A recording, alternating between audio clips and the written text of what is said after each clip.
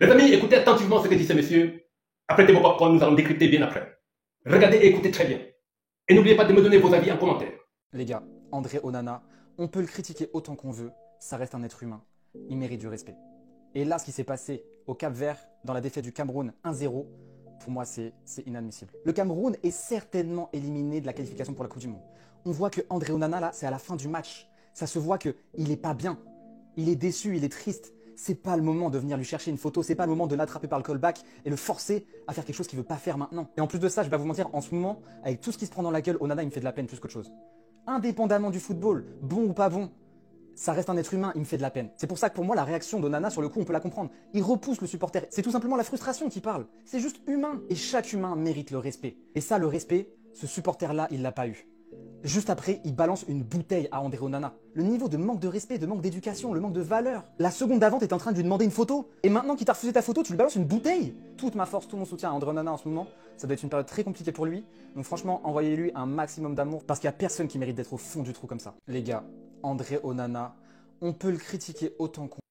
Oui, mon frère, je suis d'accord avec toi. Mais déjà, pour avancer, il faut savoir que le problème du 24 national, c'est lui-même.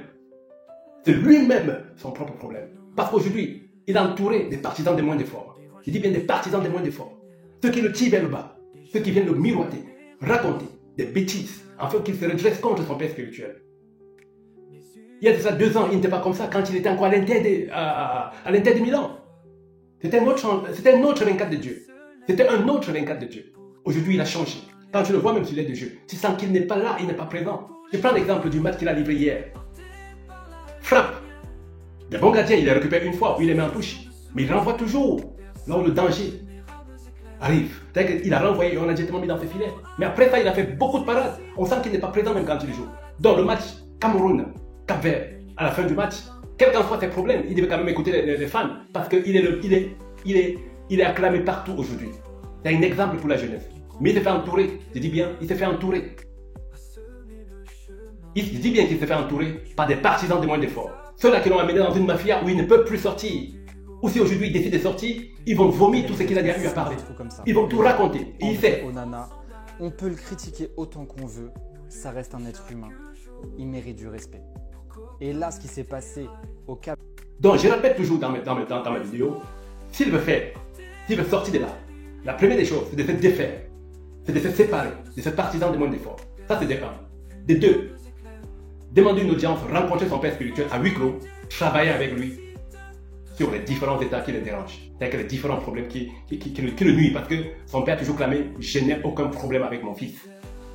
Quand quelqu'un t'a tendu la main dans la vie, il faut faire l'effort de reconnaître cela.